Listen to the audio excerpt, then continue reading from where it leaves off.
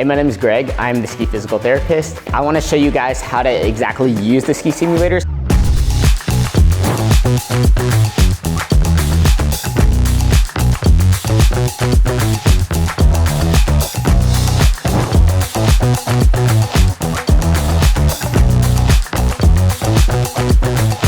If you have the chance to test it out, I'd really recommend that for you. One of the most common issues that we see on the ski hill and even on the ski slope here is someone that is A-framing. And A-framing means that you're gonna get that knock-kneed position.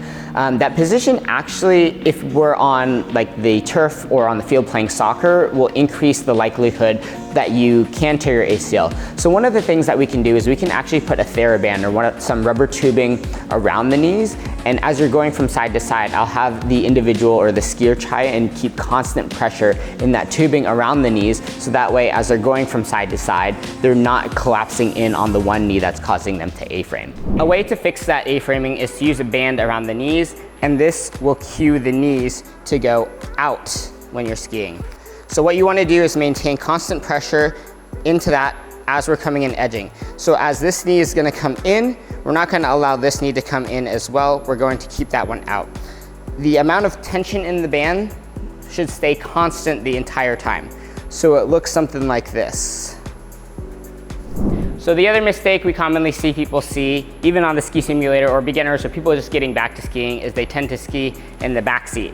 So most people don't ski like this. They know to keep their weight centered, but what that happens is their hips go back, and that's what keeps their center of balance in the back seat, and their arms may be here. If someone has trouble doing that, then they can use a dowel or hold their poles in the front to help bring their weight from being back to forward, and that'll help them initiate those forward pressure on their edges. So now that we have this dowel, we want to try and keep this forward, and that's how our arms are going to be when we're skiing as well. So we're going to bring this forward, a little bit of pressure into the front of the tongues of the boots, going forward here. We don't want to tip the dowel side to side. We want to keep this nice and level.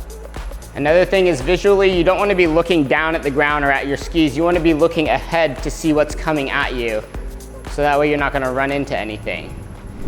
So another common mistake that we'll see that prevents people from getting that angulation or inclination angle through their ski is that they turn their shoulders in the direction we're moving. So if I'd be turning to the right, my shoulders would turn to the right, and if I'm turning to the left, my shoulders would turn to the left. You want your shoulders to be facing down the fall line the entire time. So in this case, we're going straight ahead, meaning that our shoulders should stay straight ahead. So this is what it looks like incorrect.